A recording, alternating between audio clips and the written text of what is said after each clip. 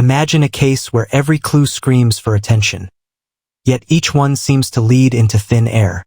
The evidence is overwhelming, scattered like puzzle pieces across a crime scene, but none of them fit together.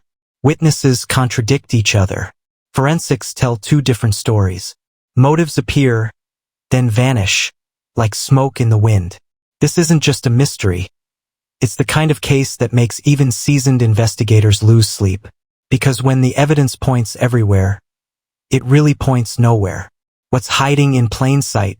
And what does it mean when the truth is buried beneath too many answers? Chapter 1: The Case That Should Have Been Simple. At first glance, this was the kind of case detectives dream of solving quickly. A clear crime scene, obvious signs of struggle, neighbors who swore they heard something unusual. It looked like all the pieces were there, laid out neatly, ready to be connected. But here's the thing about puzzles. Sometimes the pieces belong to two different boxes. And when investigators started to fit them together, nothing made sense. The victim, a young professional with no known enemies, was discovered in their home under circumstances that screamed, open and shut. There was no forced entry. A suspicious object sat in plain sight, practically begging to be noticed. To the untrained eye, it looked like a smoking gun. Detectives felt confident, at least for the first 24 hours. Then, one by one, the obvious details unraveled. The timeline didn't add up. The supposed weapon didn't quite match the wounds. And that suspicious object? It turned out to belong to someone with an airtight alibi. This was supposed to be simple. But what do you do when the facts stop behaving like facts? When every answer spawns a new question? That's when a straightforward case transforms into something haunting, frustrating, and unforgettable. And this was just the beginning. Chapter 2: The First Trail of Evidence. Every investigation starts with the basics. Follow the trail, collect the evidence, connect the dots. In this case, the first trail seemed almost too generous. Detectives found footprints leading away from the scene, faint but visible in the damp soil.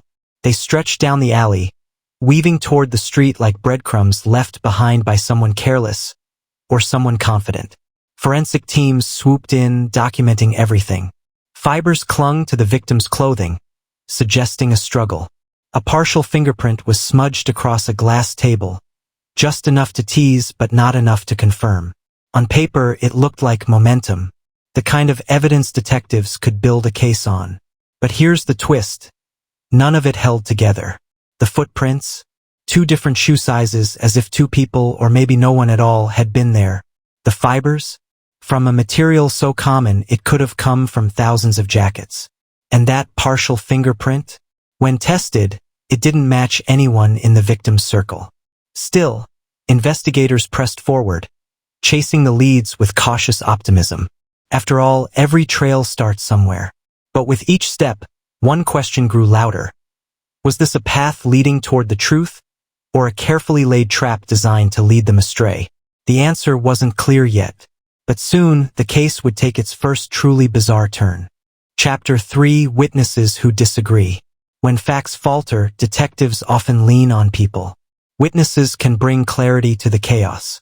But in this case, they made things worse. Neighbors claimed they heard something unusual the night of the crime. One insisted it was shouting, heated, angry, like a fight spiraling out of control. Another swore it was nothing more than a thud, a single sharp sound, quick and final.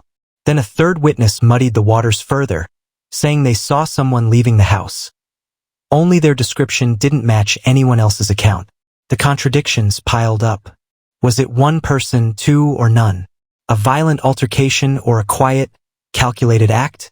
The more investigators pressed, the fuzzier the picture became. It was like asking three people to describe the same painting, and ending up with three entirely different canvases. And yet, there was something telling in the inconsistency. Sometimes it's not about what witnesses agree on, but what their disagreements reveal. Were they all mistaken? Or was someone deliberately bending the truth, hiding behind the chaos of clashing testimonies? For detectives, this created a dangerous limbo. They had evidence that didn't add up, and now stories that didn't align. The case wasn't becoming clearer, it was dissolving into fog. And just when investigators thought they'd seen the worst of the confusion, the forensics team dropped a bombshell that changed everything. Chapter 4. Forensics say one thing, then another. If witness testimony is shaky, forensics usually provides the solid ground. Numbers don't lie after all, or at least that's what we like to believe. But in this case, even the science seemed to have split personalities. The initial lab reports pointed toward a violent struggle. Trace amounts of DNA were found beneath the victim's fingernails, classic evidence of self-defense. Investigators felt a flicker of relief. Finally, something concrete. But then came the retests. The DNA wasn't from one person. It was from two, and neither profile matched anyone already in the system. Blood spatter analysis told its own story. At first, experts claimed it indicated a face-to-face confrontation. Yet, when re-examined, the same pattern suggested the victim may have been struck from behind. Two interpretations, two different timelines, two different killers, perhaps. Even the so-called murder weapon added to the confusion.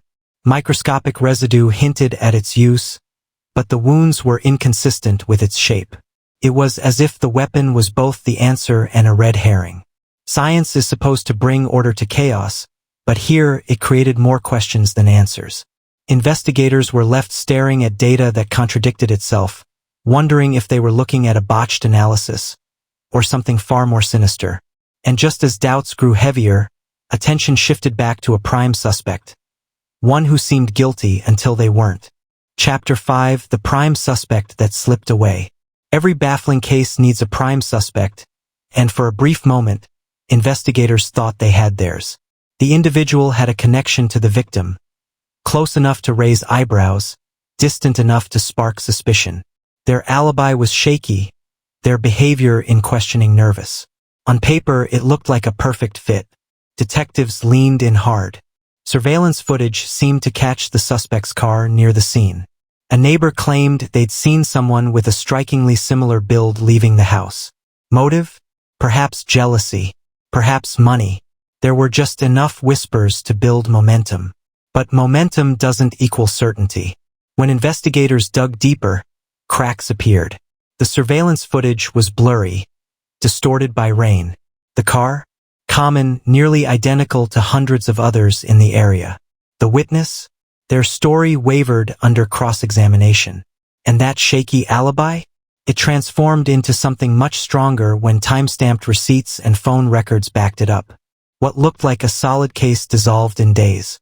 Instead of closing in on the suspect, detectives were forced to let them go. It was like trying to grab smoke with bare hands.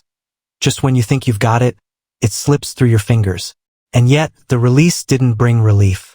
It only deepened the mystery. If not this suspect, then who? And more importantly, why? Chapter 6. Motive? Or just coincidence? Every crime, no matter how strange, is supposed to have a motive. Greed, revenge, jealousy, even desperation. Without motive, the story feels incomplete.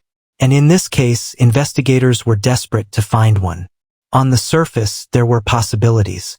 The victim had recently come into a small inheritance. Money often leaves a trail of enemies. They'd also ended a complicated relationship just weeks before, and friends hinted at lingering bitterness. Motive could have been personal, financial, or both. Easy, right? But the deeper detectives dug, the weaker each lead became. The inheritance? Already secured with no disputes. The ex-partner? Verified to be miles away, caught on camera at a crowded event. Even co-workers who might have had grudges revealed nothing suspicious. So, was it really motive or just coincidence strung together by desperation? Sometimes, the human brain forces connections, creating patterns where none exist. It's like staring at clouds and seeing faces. They're not really there, but you can't help imagining them. That's exactly where investigators found themselves. Chasing shadows, labeling coincidences as evidence. The case refused to give up a clean motive. And without motive, even the strongest pieces of evidence started to feel incomplete. But just when detectives began losing faith, a strange object left at the crime scene threatened to flip the entire case upside down. Chapter 7. The mysterious object left behind. Sometimes the smallest detail can unlock the biggest truth. At the crime scene, among the chaos of overturned furniture and scattered belongings, detectives noticed something odd. An object that didn't seem to belong. It wasn't valuable, it wasn't flashy, but it stood out precisely because it felt out of place. It was a keychain. Simple, metallic, shaped like a city landmark miles away from where the crime occurred. The victim had no known connection to that area, no friends or family nearby. To investigators, it looked like a clue screaming to be followed. At first, the theory was obvious. The killer had dropped it. Maybe they lived in that city. Maybe it tied them to the victim in some hidden way. But as detectives traced it, the keychain led nowhere. It was a mass-produced trinket sold in tourist shops across the country. Tens of thousands of people could own the exact same one. Even stranger, no fingerprints were found on it. Not the victim's, not anyone else's. It was as though it had been carefully wiped down before being placed. Which begged the question, was it really dropped? Or was it planted? If planted, then by whom? And why? This mysterious little object became a symbol of the case itself. Something that looked meaningful but only deepened the confusion.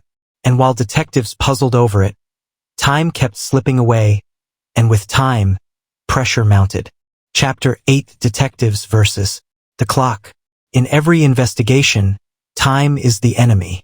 The longer a case drags on, the colder the trail becomes.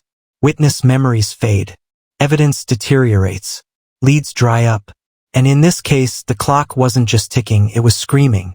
Detectives knew they were in a race against silence. The first 48 hours are often the most critical in solving a crime. But here, those hours slipped by with nothing solid to show for it. Every new clue seemed to cancel out the last. Every potential suspect turned into a dead end. And the longer it went unsolved, the harder it became to separate fact from noise. Media began circling, amplifying the pressure. Headlines asked why police hadn't cracked a case that, at first glance, seemed so solvable. Families demanded answers. The public speculated wildly, feeding theories into the storm. Inside the department, morale dipped. Detectives felt the weight of each passing day, each unanswered question. Time changes everything in an investigation. What feels urgent in the beginning becomes foggy weeks later. And the fear is always the same, that the truth will vanish, buried under the dust of delay. As the clock pressed harder, investigators doubled down. But with pressure came mistakes. And soon, the media would seize on them, twisting the case into something even stranger. Chapter 9: Media Frenzy and Public Pressure. The media loves a mystery, and this case, with its contradictions and bizarre details, was irresistible. Within days, headlines screamed across front pages. Evidence points everywhere, yet nowhere. News anchors debated theories late into the night. Talk shows treated the investigation like entertainment, dissecting clues with more confidence than the detectives themselves. For investigators, the glare was blinding. Every move was scrutinized. Every delay became a headline. The narrative slipped from their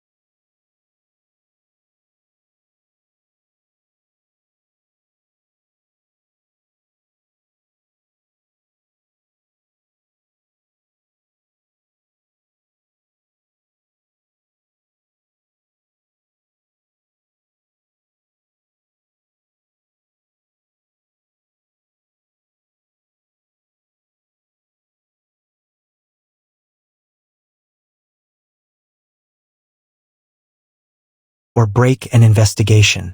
If someone can prove where they were at the exact time of the crime, suspicion evaporates. But in this case, alibis weren't walls of protection, they were puzzles with missing pieces. Several names surfaced early in the investigation. Each came with an alibi that sounded convincing on the surface. One claimed to be at a friend's house, playing cards until midnight. Another swore they'd been driving alone, miles away. A third insisted they were home, streaming a movie that conveniently left no trace. At first, detectives wanted to clear these individuals quickly. But as they pulled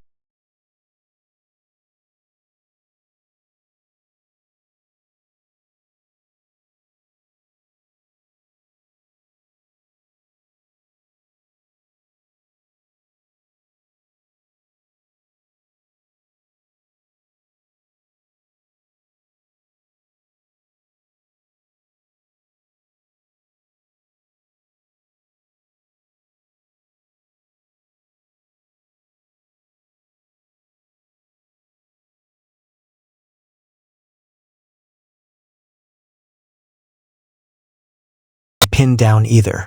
Then came the strangest discovery yet. A chunk of time missing from the timeline. A shadow no one could explain. Chapter 11.